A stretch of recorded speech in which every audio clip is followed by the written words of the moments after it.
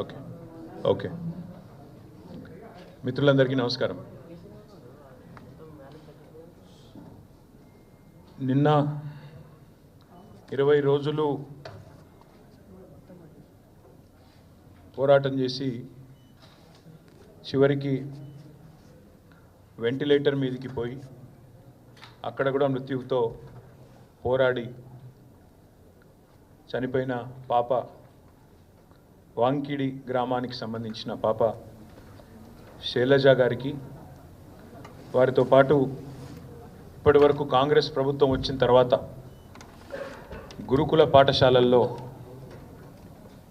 మరణించిన 48 మంది పిల్లలకి, వారి కుటుంబ సభ్యులకి ముఖ్యంగా మా పార్టీ తరపున ప్రగాఢమైన సానుభూతిని, ప్రగాఢమైన సంతాపాన్ని తెలియజేస్తూ, నిజంగా కూడా ఈ ప్రభుత్వం కనీసంగా పేద పిల్లలు ఎవరైతే తల్లిదండ్రులు ప్రభుత్వమే తల్లిదండ్రి చూసుకుంటుంది మా పిల్లల్ని అని చెప్పి భావించి గురుకుల పాఠశాలకు పంపిస్తారో, ఆ గురుకుల పాఠశాలల్లో ఈరోజు 48 మంది పేద పిల్లల ప్రాణాలు కోల్పోవడానికి ఈ ప్రభుత్వం ఖచ్చితంగా కారణమైంది. ఇవి మామూలు మరణాలు కావు. ఇవి ఖచ్చితంగా ప్రభుత్వ నిర్లక్ష్యం వల్ల జరిగిన హత్యలుగానే మేము భావిస్తూ ఉన్నాం. ఇవి ప్రభుత్వమే చేసిన హత్యలుగా మేము భావిస్తూ ఉన్నాం. నాకు బాగా గుర్తుంది, నా నియోజకవర్గమైన సిరిసిల్లలో ఎల్లారెడ్డిపేట గ్రామానికి సంబంధించి ఒక బాబు ఇట్లాగే గురుకుల పాఠశాల కోరుట్లలో చనిపోతే నేను పోయి ఆ కుటుంబాన్ని, ఆ తల్లిదండ్రిని పరామర్శించి వచ్చిన. ఆ తల్లి ఆ రోజు నాకు చెప్పిన మాట, నాకు జరిగిన క్షోభ ఇంకెవరికి జరగకూడదన్నా, దయచేసి ప్రభుత్వం మీద పోరాడండి, ప్రభుత్వాన్ని ప్రశ్నించండి అన్నారు. మేము ప్రభుత్వాన్ని ప్రశ్నిస్తూనే ఉన్నాం, నిలదీస్తూనే ఉన్నాం, ప్రభుత్వానికి తన బాధ్యతను గుర్తు చేస్తూనే ఉన్నాం. కానీ ప్రభుత్వం ఇప్పటి వరకు కనీసం గురుకుల పాఠశాలల్లో ఉండే పరిస్థితుల పట్ల ముఖ్యంగా ముఖ్యమంత్రి రేవంత్ రెడ్డి ఈరోజు వరకు ఒక సమీక్షా సమావేశాన్ని కూడా నిర్వహించని మాట వాస్తవం. అందుకే ఆ 48 మంది పిల్లలు ఎవరైతున్నారో వారి మృతికి ఖచ్చితంగా ఈ రాష్ట్ర ప్రభుత్వమే బాధ్యత తీసుకోవాలి. రేపు శాసనసభ సమావేశాల్లో కూడా ఆ పిల్లల కుటుంబాల తరపున, ఇంకా లక్షలాదిగా ఉన్న పేద పిల్లల కుటుంబాల తరపున ప్రభుత్వాన్ని తప్పకుండా నిలదీస్తాం. ప్రభుత్వాన్ని తప్పకుండా ఈ విషయంలో శాసనసభలో కూడా 100% చీల్చి చెండాడుతామనే మాట కూడా మీకు నేను తెలియజేస్తా ఉన్నా. అట్లాగే పిల్లలు కూడా నిబ్బరంగా ఉండండి. దయచేసి కష్టాలు, ఇబ్బందులు కొన్ని ఉండవచ్చు, కానీ ఆత్మహత్య చేసుకునే పరిస్థితి లేదా ఏమన్నా తీవ్రమైన అనారోగ్యం పాలైతే అవసరమైతే బీఆర్ఎస్ పార్టీని సంప్రదిస్తే మిమ్మల్ని ప్రైవేట్ హాస్పిటల్లో కూడా చేర్పించి మిమ్మల్ని కాపాడుకునే ప్రయత్నం మేము చేస్తాము. తప్పకుండా అట్లాంటి పరిస్థితి ఎక్కడన్నా ఉంటే తల్లిదండ్రులు కూడా భయపడవద్దని, బాధపడవద్దని, వారికి కూడా నిబ్బరంతో ఉండాలని చెప్పి కూడా ఈ సందర్భంగా వారికి విజ్ఞప్తి చేస్తూ ఉన్నాం. నిన్న రేవంత్ రెడ్డి గారు, నిజానికి నేను ఈరోజు ప్రెస్ మీట్ మాట్లాడాలని కూడా అనుకోలేదు, ఎందుకంటే నిన్ననే మహబూబాబాద్లో లగచర్ల గిరిజనులకు సంబంధించిన సంఘీభావ సభ ధర్నా ఏదైతే జరిగిందో అక్కడే చాలా విషయాలు మాట్లాడాలనుకోలేదు. కానీ నిన్న ఆయన మాటలు, ఆయన వైఖరి చూస్తూ ఉంటే ఆయన లేవనెత్తిన కొన్ని ప్రశ్నలు, కొన్ని అనుమానాలు, దానికి ఇవాళ మీడియాలో వచ్చిన విస్తృతమైన కవరేజ్ చూసిన తర్వాత మాట్లాడక తప్పని పరిస్థితి మాకు కలుగుతూ ఉంది. ఎట్లా ఉంది ఈరోజు అంటే నిజంగా చూస్తూ ఉంటే ఆయన ప్రెస్ మీట్ చూస్తే అసహనము, ఫ్రస్ట్రేషను, ఒక నిస్పృహ, అంటే నేను వెనక్కి తగ్గాల్సి వచ్చింది అనే ఒక ఈగోయిజము, రాహుల్ గాంధీతో తిట్లు పడ్డ తర్వాత, ఢిల్లీకి వెళ్ళి మొట్టికాయలు పడ్డ తర్వాత సహజంగానే ఉండే కోపం అవన్నీ వెలకెక్కి నన్ను కూడా పర్సనల్గా నానా బూతులు తిట్టినాడు. నాకైతే చూస్తే ఒకటే అనిపించింది, ఇప్పుడు రేవంత్ రెడ్డి గారు 10-15 సంవత్సరాలుగా అందరికీ చెప్తా ఉండేటోడు ఎప్పటికైనా ముఖ్యమంత్రిని అవుతానని. మరి ముఖ్యమంత్రి అయిన తర్వాత కూడా ఇంత ఫ్రస్ట్రేషన్ ఎందుకు? ముఖ్యమంత్రి అయిన తర్వాత కూడా రోజు కేసీఆర్ని తిట్టుడెందుకు? ముఖ్యమంత్రి అయిన తర్వాత కూడా రోజు మా మీద ఏడుపులు ఎందుకు? కావాల్సిన పదవి వచ్చింది, కావాల్సినంత దోపిడీ జరుగుతూనే ఉంది నీకు నిరాటంకంగా. మరి అట్లాంటప్పుడు ఇంత ఫ్రస్ట్రేషన్ ఎందుకు నాకైతే అర్థం కావడం లేదు. నిన్న ఆయన వైఖరి చూస్తుంటే నాకైతే ఒకటే అనిపించింది, చిట్టినాయుడు గారికి చిప్పు దొబ్బింది అనిపించింది. ఎందుకంటే ఆయన మాటలు, ఆయన వైఖరి నిన్న అసలు ఏం మాట్లాడుతున్నారో కూడా తెలియనంత ఒక ఏదో పిచ్చి రిపోర్ట్ రిలీజ్ చేసినాడు నిన్న. ఇవన్నీ బీఆర్ఎస్ హయాంలో విడుదల చేసిన అదానికి ఇచ్చిన ప్రాజెక్టులు అంటాడు. అరే ఎంత మూర్ఖత్వం అంటే దీనికి నాకు ఏం చెప్పాలో కూడా అర్థం కావట్లేదు. ఎంత మూర్ఖత్వం అంటే ఇందులో నేషనల్ హైవే ప్రాజెక్టులు, జాతీయ రహదారుల ప్రాజెక్టులు బీఆర్ఎస్ ప్రభుత్వం ఇచ్చిందంటాడు. ఈయన మొన్నటిదాకా ఎంపీగా పనిచేసిండు. జాతీయ రహదారుల ప్రాజెక్టులు రాష్ట్ర ప్రభుత్వం ఇస్తుందండి ఎక్కడన్నా?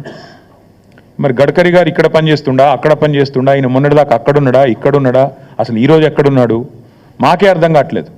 అంటే ఇంత మూర్ఖంగా, ఇంత మొండిగా ప్రజల యొక్క తెలివితేటల్ని తక్కువ అంచనా వేసి నోటికొచ్చినట్టు వాగుతాను. మంత్రిత్వ శాఖ జాతీయ ఉపరితల రవాణా అంటే నేషనల్ సర్ఫేస్ ట్రాన్స్పోర్ట్, గడ్కరీ గారు మంత్రి. ఆయన డిపార్ట్మెంట్ టెండర్లు పిలిచి అందులో అదానికి దేశమంతా వర్క్లు వచ్చినాయి, ఈడొచ్చినాయి. అది మాకు అంటగడతానంటే ప్రజలు పిచ్చివాళ్ళు కాదు. ఇవాళ మా జర్నలిస్టు మిత్రులకు కూడా అన్నీ తెలుసు. ఏదో నువ్వు చెప్తున్నావు కాబట్టి వింటున్నారు, కానీ నిజానికైతే అప్పుడే ప్రశ్నించాలా మీరు కూడా, సార్ అవి జాతీయ రహదారులు కదా అని. అడగలేదు ఎవరు, కాబట్టి ఇప్పుడు నేను చెప్తున్నా. రెండవది రక్షణ శాఖకు సంబంధించి అసలు మాకు చాలా ఆశ్చర్యంగా ఉంది. రక్షణ శాఖ రాష్ట్ర ప్రభుత్వ ఆధీనంలో ఉంటుందండి. రాజ్నాథ్ సింగ్ గారు ఏం చేస్తున్నారు మరిగా? రక్షణ శాఖ మంత్రి అయిన ఆయనకు ఎందుకు మరి? అంటే ఎంత మూర్ఖత్వం అంటే మాట్లాడితే కనీసం కొద్దిగా సోయి లేదు, ఏం లేదు. ఇంకోటి 750 kV ట్రాన్స్మిషన్ లైన్ ప్రాజెక్టు, ఇది కూడా మాది కాదు, సెంట్రల్ గ్రిడ్ ఇది. అరే ఇవన్నీ గింత పిచ్చిగా, గింత మూర్ఖత్వంగా, గింత అవగాహన రాహిత్యంతో ముఖ్యమంత్రి మాట్లాడితే ఆయన ఏమనాలా చిప్పు దొబ్బిందనకపోతే? ఇప్పుడు దయచేసి నేను మీడియా మిత్రులను కూడా కోరుతా ఉన్నా, ఏది పడితే అది ముఖ్యమంత్రి నోట్లోంచి రాగానే అవేం భగవద్గీత అయిపోదు, అందులోకి వచ్చేటి అని శ్లోకాలు అయిపోవు. ఆయన మాట్లాడే దానిలో కూడా సరుకుందా, సబ్జెక్ట్ ఉందా, లేకపోతే అంతా బబరాజమానం భజగోవిందమా అడగాలి కదా. మనం కూడా అక్కడ కూర్చున్న వాళ్ళం ఎదురుగా జర్నలిస్టులుగా డెఫినెట్గా ఆయన నిలదీయాలి. అది కేంద్ర ప్రభుత్వ ప్రాజెక్ట్ కదా సార్, నువ్వు ఎందుకు పిచ్చి పిచ్చిగా మాట్లాడుతున్నావు అని ఒక్కరని అడగాలి కదా. అయితే ఇంకా ఆశ్చర్యం, ఇంకా చాలా ఆయన మాట్లాడుతూ ఉంటే డ్రై పోర్టు కూడా కేంద్ర రాష్ట్ర ప్రభుత్వాల సంయుక్త ఆధ్వర్యంలో చేసేది, దానికి కూడా కేంద్ర ప్రభుత్వం అనుమతి ఇవ్వాలి. వాళ్ళతో సహకరించి, ఎందుకంటే మనకు ల్యాండ్ లాక్ స్టేట్, మనకు సముద్ర తీరం లేదు కాబట్టి డ్రై పోర్ట్ అనేది ప్రతిపాదన మనం తీసుకొచ్చినాం. దానికి కూడా కేంద్ర ప్రభుత్వంతో ఇంకా సంప్రదింపులు చేస్తూనే ఉన్నాం. ఎవరికి ఏమి ఇవ్వలేదు, అది కూడా ఇచ్చినట్టుగా చూపెట్టినాడు. ఇంకా విచిత్రం, ఇక సారు ఇదివరకు కూడా లక్ష్మయ్య సార్ కూడా ఐటీ మినిస్టర్గా పనిచేసినారు, వారికి తెలుసు. పాపం చిట్టినాయుడికి ఏమో తెలియదు, ఎవడని చెప్తుంటాడా అంటే వినడు, అదో పెద్ద బాధ. ఆయన ఎంత మూర్ఖుడు అంటే, మేము కేసీఆర్ గారి ప్రభుత్వంలో రెండు దఫాలుగా మైక్రోసాఫ్ట్ నుంచి 31,000 కోట్ల పెట్టుబడులు డేటా సెంటర్ రంగంలో తీసుకొచ్చాం. ఒకటి ఫిబ్రవరి 2022లో 15,000 కోట్ల పెట్టుబడి, జనవరి 2023 సంవత్సరంలో 16,000 కోట్ల పెట్టుబడి. ఇవి రెండు కూడా నేను మీకు ప్రెస్ కటింగ్లు ఇస్తాను, చూసుకోండి. మేము ఓపెన్గా బాజాప్తా మైక్రోసాఫ్ట్ పెద్దలు సత్యనాదెల్ల గారి నుంచి మొదలు పెడితే వాళ్ళ వివిధ అధికారులను కలిసి ఒప్పించి మెప్పించి హైదరాబాద్లో ఉండే సానుకూల పరిస్థితులు వివరించి, ఇక్కడి ప్రభుత్వం యొక్క మంచి విధానాలు వివరించి మొత్తం 31,000 కోట్ల పెట్టుబడి మైక్రోసాఫ్ట్ డేటా సెంటర్లు, వాటికి మేము సాధించాం. ఈ ముఖ్యమంత్రి గారి పరిజ్ఞానం ఎంత అంటే, వీటిని నిన్న ఆయన విడుదల చేసిన దానిలో మైక్రోసాఫ్ట్ డేటా సెంటర్లో ఆయన ఏం విడుదల చేసిండు నిన్న లిస్టులో? Adani data centre. ఇక ముఖ్యమంత్రి గారు ఎట్లాంటి వాడంటే, ఈయన పాపం ఈయనకు తెలియదు, ఇదివరకు కూడా ఒకసారి ఇట్లే మాట్లాడిండు. సత్యనాదెల్లా అని ఉన్నాడు, ఆయన ఎవరా విప్రో CEO అని మాట్లాడిండు. ఇప్పుడు కూడా గంతే. మైక్రోసాఫ్ట్ డేటా సెంటర్ పెట్టుబడిని ఆనాడు కేసీఆర్ ప్రభుత్వం 31,000 కోట్లు సాధిస్తే అవగాహన లేకుండా ఇప్పుడు మాట్లాడేటప్పుడు కనీసం అధికారులు చెప్పేదన్న వినాలి కదా. నువ్వు ముఖ్యమంత్రివి, నువ్వు మాట్లాడితే నువ్వు తప్పు మాట్లాడితే రాష్ట్ర గౌరవం మంటగలుస్తుంది. ఏది పడితే అది మాట్లాడడం అనేది ఆయనకు మంచిది కాదు. ఇప్పుడైనా సవరించుకోని చెప్తా ఉన్నా చిట్టినాయుడు గారికి, ఇప్పుడైనా సవరించుకోండి. 31,000 కోట్ల పెట్టుబడి రాష్ట్రానికి వచ్చింది. నా జేబులకు పోలే, కేసీఆర్ గారి జేబులకు పోలే, రాష్ట్రానికి వచ్చింది. రాష్ట్ర సంపద పెంచే అంశం, రాష్ట్రానికి మంచి జరిగే అంశం. దీనివల్ల మైక్రోసాఫ్ట్ వచ్చిందంటే తర్వాత అమెజాన్ వచ్చింది, అది ఇంకా 36,000 కోట్ల పెట్టుబడి, $4.7 బిలియన్ పెట్టుబడి. ఇవి రెండు మా ప్రభుత్వంలో అత్యధిక FDI మేము తీసుకొచ్చిన అత్యధిక ఫారెన్ డైరెక్ట్ ఇన్వెస్ట్మెంట్. ఇగో ఈ రెండు, అమెజాన్ అండ్ మైక్రోసాఫ్ట్. ఒకటి 31,000 కోట్లు, ఇంకోటి 36,300 కోట్లు. ఈ రెండు కలిపితేనే 67,000 కోట్లు. అంటే ఇది మా ప్రభుత్వం సాధించిన ప్రగతి. ఇక మీరు ఇంకేదో చూపెట్టిండు, ఏదో దొరకబట్టినట్టు ఈ ఫోటో చూపెట్టిండు. నేను అదానిని కలిసిన, బరాబర్ కలిసిన. ఎడబెట్టిన నేను కలిసిన ట్విట్టర్లో నా అఫీషియల్ అకౌంట్లోనే పెట్టిన. నేను దాచుకున్నాను. నీళ్ళక 4 గంటలు రహస్య సమావేశాలు చేసినా, లేకపోతే చీకట్లో పోయి కోహినూరు రోడ్ల కాళ్ళు పట్టుకున్నాను. బరాబర్ దావోస్లో కలిసినాం. తర్వాత ఏం చేసినాం, ఒక ప్రపోజల్ ఇచ్చిండు, యోగి ఈ పని చేసినాం మేము. KCR rejects Adanis offer. మేము నీ లెక్క మాకు ఏం చేసినా బాజాప్తా చేసినాం తప్ప బేజాప్తా చేసే కర్మ మాకు లేదు. అదానీని మేము ఎన్నడూ ఎంకరేజ్ చేయలే. మేము రెడ్ సిగ్నల్ చూపెట్టినాం, నువ్వు రెడ్ కార్పెట్ వేస్తున్నావు. ఇది వాస్తవం. నువ్వు ఒప్పుకోమని ఎస్, ఇది నా అఫీషియల్ ట్విట్టర్ అకౌంట్లో పెట్టినా. నేను దాచుకునేదే ఉంటే, దొంగ చీకట్లో కలుసుకునేదే ఉంటే, నీ లెక్క లుచ్చా పనులు చేసేదే ఉంటే, నేను కూడా నీ లెక్కనే ఇంటికి పిలిపించుకొని రహస్యంగా దొడ్డిదారులకి పిలిపించుకొని కాళ్ళు పట్టుకొని కాళ్ళు ఒత్తుకుంటా 4 గంటలు నేను కూడా కూర్చుంటుంటి. కానీ నీలాగా నాకు చిల్లర పనులు చేసిన అలవాటు లేదు. నువ్వు తిట్టున్నావు, నువ్వు నాకేం ఫరకపడది. తిడుతున్నావు, తెల్లారు లేస్తే సైకో, నేను సైకోనట. మరి నువ్వేంది సాడిస్టువా? ప్రజలను కొండారెడ్డిపల్లిలో నాకు తెలియక అడుగుతా, కొండారెడ్డిపల్లి నీ సొంతూరు. నీ సొంతూరులో ఒక 85 ఏళ్ళ పెద్ద మనిషి సాయిరెడ్డి గారు, మాజీ సర్పంచ్, నీకోసం పనిచేసిండు మొన్న ఎలక్షన్లో. నీ ఫోటో ఇక్కడ గుండె మీద బ్యాడ్జ్ మీద పెట్టుకొని పాప నీకోసం తిరిగిండు పెద్ద మనిషి. గాయన ఇంటికి అడ్డంగా గోడ కడతారు ఎవడని నాకు అర్థం కాదు. అసలు మనిషివేనా నువ్వు, మృగానివా? ఇంటికి అడ్డంగా గోడ కట్టి ఆ ఇంట్లోకి వెళ్ళి పెద్ద మనిషి బయటికి రాకుండా చేసి ఆఖరికి ఆయన ఆత్మహత్య కారణమైతే ఇలా పోలీసు కేసు పెట్టాడు. ఆయన బాడీ తీసుకుపోయేందుకు కూడా ఇరుకు సందులోకి వెళ్ళి తీసుకుపోతాను. ఇంతకంటే హీనమైన పని ఉంటుందా? ఇంతకంటే హీనమైన పని ఉంటుందా అని నేను అడుగుతున్నా. ఏం మనిషి నాకు అర్థం కాదు. సాడిస్ట్ కాకపోతే ఏమన్నా లేనండి. ఇవాళ ఒక అమ్మాయి చనిపోయింది, శైలజ వాంకిడి. ఆ అమ్మాయి అంత్యక్రియలకు మా కోవలక్ష్మి గారు, ఆమెకు గిరిజన బిడ్డ, ఆదివాసీ బిడ్డ, ఆమె పోతానంటే నీకేం నచ్చిందా నాకు అర్థం కాదు. ఇంట్లో హౌస్ అరెస్ట్ చేస్తావా? మా అనిల్ జాదవ్ను అరెస్టు, మా ఖానాపూర్ ఇన్ఛార్జ్ జాన్సన్ అరెస్టు. ఇదేనా ప్రజాపాలన? ఇదేనా ఇందిరమ్మ పాలన? ఎమర్జెన్సీ రోజులను తలపించే విధంగా ఇంటర్నెట్ షట్ డౌను, లగచర్లలో ఇంటర్నెట్ షట్ డౌన్, అక్కడ పోయి అర్ధరాత్రి పోయి బందిపోట్ల మీద దాడి చేసినట్టు నీ సొంత నియోజకవర్గంలో దాడులు. ఇందుకేనా నీ పరిపాలన? ఇంకా సిగ్గుమాలిన పని. నేను చెప్పిన మహబాద్లో 1 ఇయర్ కావస్తోంది. ఈ ముఖ్యమంత్రి ఎవరి కోసం పనిచేస్తున్నాడు? అదానీ కోసం, అల్లుని కోసం, అన్న కోసం, బావమరిదికి అమృతం కోసం. ఇది ఈయన స్థూలంగా చెప్పాలంటే 1 ఇయర్ పరిపాలన. అదానీ కోసం, అల్లుడి కోసం, అల్లుడి మ్యాక్స్ బి అండ్ ఫార్మా కోసం, అన్న కోసం, జగదీష్ అన్న కోసం, తిరుపతి అన్న కోసం, బావమరిది సృజన్ రెడ్డికి అమృతం పంచడం కోసం. దానికి తప్ప నువ్వు పీకిందేంది సంవత్సరం? నేను అడుగుతున్నా. నువ్వు సాడిస్టు, సన్నాసి నేను అనలేకనా? నాకు నోరు లేదా? నేను ఇంకొక మాట కూడా అడుగుతా ఉన్నా. అదానీని నువ్వేదో పెద్ద గొప్ప పని చేసినట్టు నిన్న నాకైతే ఒక డౌట్ వస్తుంది బాస్, మీరు చెప్పాలా మరి. నేను ఎప్పుడు చెక్ ఇచ్చిండు అదానీని చూసుకున్నా. 14 పోయిన నెల అక్టోబర్ అనుకుంటా, అక్టోబర్ నాడు చెక్ ఇచ్చిండట. ఎవరు? అదాని గారి. నాకు ఈయన నిన్న చెప్తుండు గర్వంగా, మేము ఆ చెక్కును క్యాషే చేయలే. నాకు తెలియక అడుగుతా బాస్, నాకెవరైనా చెక్ ఇస్తే వెంటనే బ్యాంకులో వేస్తా, చెక్ క్యాష్ చేసుకుంటా. మరి నువ్వు 38 రోజులు ఎందుకు చెక్ క్యాష్ చేయలే? అయితే వానికి ఇచ్చే ఉద్దేశం అన్నా లేకపోవాలి, నీకు దాన్ని క్యాష్ చేసే ఉద్దేశం అన్నా లేకపోవాలి. లేకపోతే దాని చెక్ చూపెట్టి వెనకెళ్ళి పైసలైనా దొబ్బిండాలా కుల్లా. ఇక ఇంతకంటే ఇక దాచితందుకు ఏం లేదు. ఇప్పుడు పోస్ట్ డేటెడ్ చెక్కులు మనం విన్నాం, కానీ ఇది ఎక్కడిది విచిత్రం ఇది. అక్టోబర్ 14 చెక్ ఇస్తాడట ఈయన. నిన్న మేము 38 రోజుల పాటు మేము క్యాషే చేయలే. మరి ఏం చేస్తున్నావు? ఇంకొకటి అడుగుతున్నా నేను, అసలు అదానీ దొంగనికి నిన్న తెలిసిన అది మొన్న మహారాష్ట్రలో ఏం మాట్లాడినావు? నిన్నగాక మనం వీడియో చూపెట్టమంటే చూపెడతాం మీకు. ఇప్పుడు మీరు కూడా చూసి ఉంటారని చూపెడతలేను. ఒక గజ దొంగ గుజరాత్కి వెళ్ళి వచ్చి ధారావి ల్యాండ్ ఎత్తుకపోతుండు, అక్కడ మాట్లాడతావు. ఇక్కడికి వచ్చేమో మళ్ళీ నిన్న సుధపూస లెక్క కూర్చొని నిన్ననే తెలిసింది నాకు దొంగ అని. రాహుల్ గాంధీ నెత్తిమికెళ్ళి 2 చంపంగానే తెలిసింది, ఇదివరకు తెలియదు అన్నట్టు మళ్ళీ యాక్టింగ్ లేంది, స్వాతిముత్యం యాక్టింగ్లు. నేను అనేది అదే, మొన్న గజ దొంగ అయినోడు నేను ఇక్కడ రాగానే సత్యపూసైందా? మొన్న మహారాష్ట్రలోనేమో గజ దొంగ అంటివి, ఇక్కడికి వచ్చేమో మేము ఇవాళ ఒక్కటే అడుగుతున్నాం. సరే 100 కోట్లు ఆయన ఇయ్యలే, నువ్వు తీసుకోలేదు, షో చేసిన ఇద్దరు కలిసి డ్రామా చేసిన అర్థమవుతుంది. ఆ చెక్కు ఇయ్యలేదు, ఈయన వేయలేదు, అది క్యాష్ కాలేదు, నువ్వు వెనకకి ఇచ్చిందే లేదు. ఇక రెండోది 12,400 కోట్లు అందులో నువ్వు ఇచ్చిన లిస్టే పంప్డ్ స్టోరేజ్ యూనిట్ అట. అది తెలంగాణలో పంప్డ్ స్టోరేజ్ పాలసీ ఉందా అండి? పంప్డ్ స్టోరేజ్ అంటే తెలంగాణలో పాలసీ ఉందా? మరి ప్రపోజల్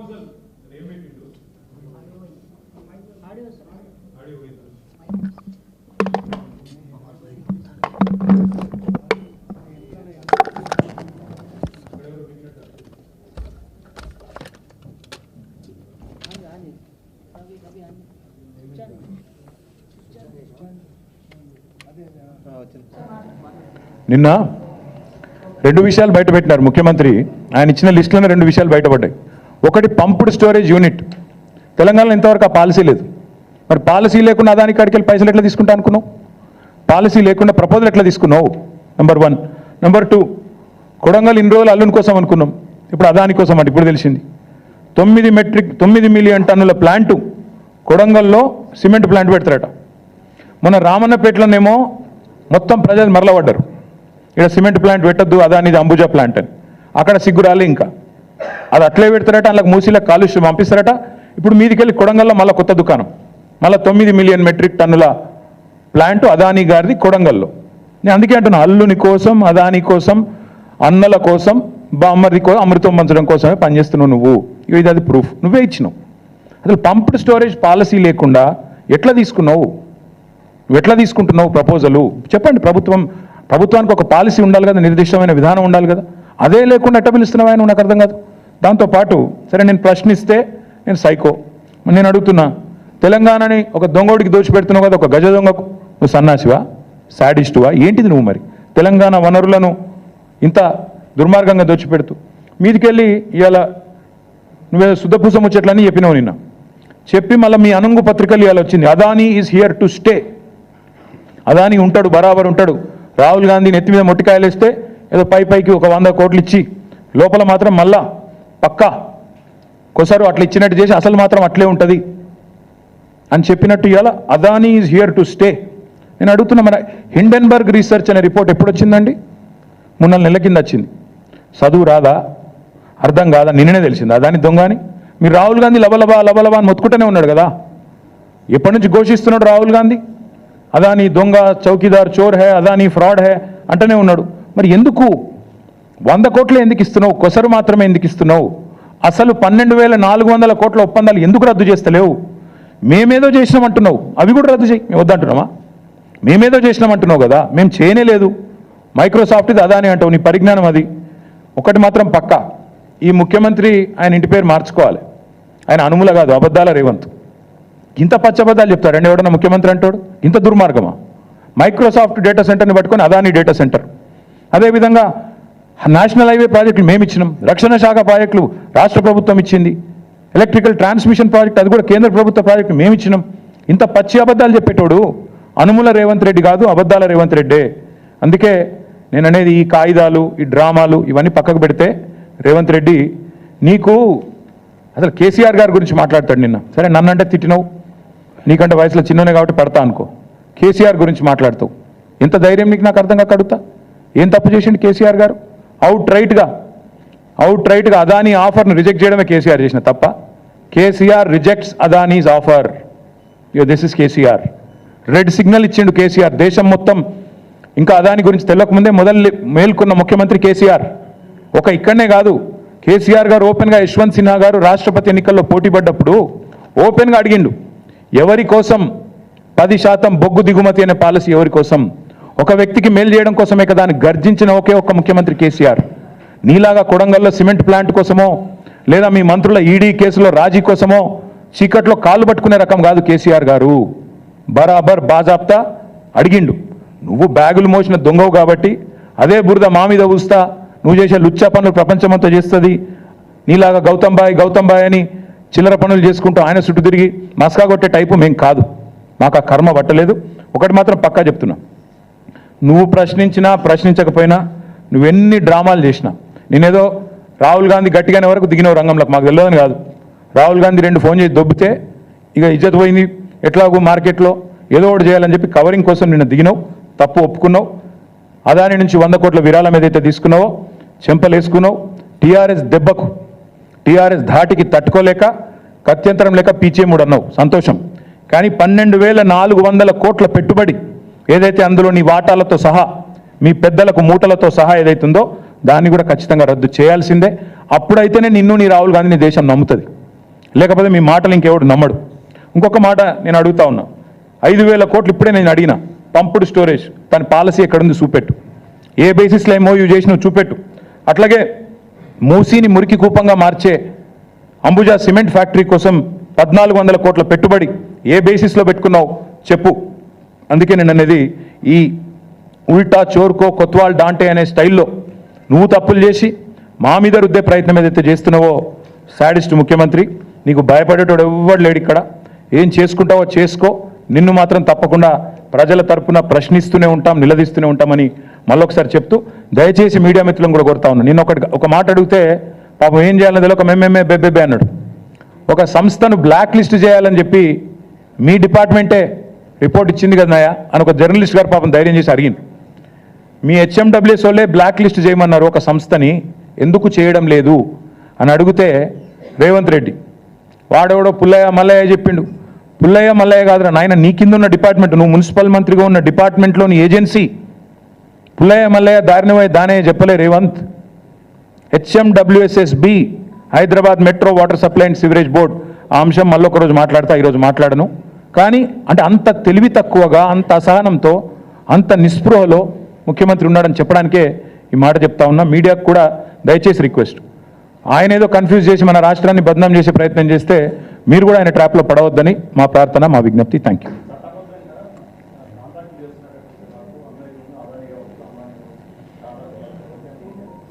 చట్టబద్ధంగా కాంట్రాక్టులు చేయవచ్చని మాకు ఇన్ని రోజులు తెలియదు, ఈయన వచ్చినాకనే తెలిసింది. కరెక్టే, ఇక ఈయనే చెప్పాలి మాకు చట్టబద్ధం గురించి.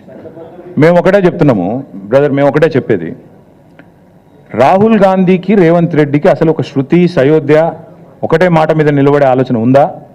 అయితే ఆయన పిచ్చోడు లేకపోతే ఈయన పిచ్చోడు, ఇద్దరు ఎవడో కూడా తెలుసుకోమన్నాడు. ఒక రూమ్లో కూర్చొని ఇద్దరు ఎవడు పిచ్చోడు తెలుసుకొని బయటికి రమ్మనండి. అదాని ఫ్రాడ్ అని మొత్తం రాహుల్ గాంధీ ప్రపంచమంతా తిరిగి చెప్తాడా? లండన్ పోతే అదే చెప్తాడు, న్యూయార్క్ పోతే అదే చెప్తాడు, వేరే దేశాలకు అదే చెప్తాడు, మన దేశంలో ప్రతి రాష్ట్రం పోయి చెప్తాడు. మరి రేవంత్ రెడ్డి గారేమో ఇక్కడ అదాని గారి బాగా ఊదుకుంటూ బడే బాయ్ గౌతమ్ బాయ్ అని ఈయన తిరుగుతాడు. ఇద్దరు లెవెల్ పిచ్చోళ్ళు వాళ్ళు తెలుసుకుంటే మంచిది. ఎందుకంటే చట్టబద్ధము రాజ్యాంగబద్ధము నాకు అంతకంటే అందంగా మాట్లాడొచ్చు. ఇలా రాజ్యాంగ దినోత్సవం కూడా నేను కూడా చాలా మాట్లాడగలుగుతాను. కానీ రేవంత్ రెడ్డి గారు రాహుల్ గాంధీ గారు తెలుసుకుంటే మంచిది.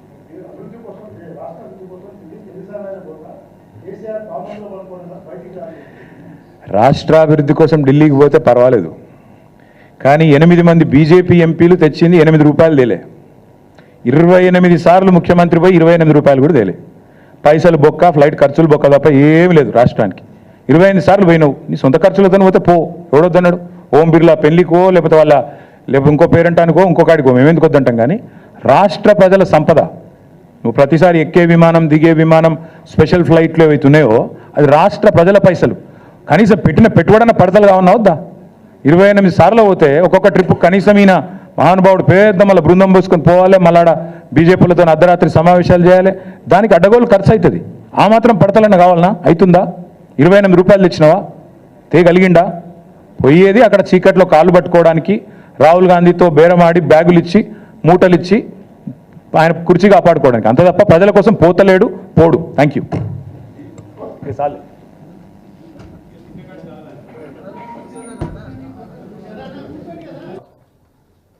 వాంకిడి గ్రామానికి సంబంధించిన పాప శైలజ గారికి, వారితో పాటు ఇప్పటి వరకు కాంగ్రెస్ ప్రభుత్వం వచ్చిన తర్వాత గురుకుల పాఠశాలల్లో మరణించిన 48 మంది పిల్లలకి, వారి కుటుంబ సభ్యులకి ముఖ్యంగా మా పార్టీ తరపున ప్రగాఢమైన సానుభూతిని, ప్రగాఢమైన సంతాపాన్ని తెలియజేస్తూ, నిజంగా కూడా ఈ ప్రభుత్వం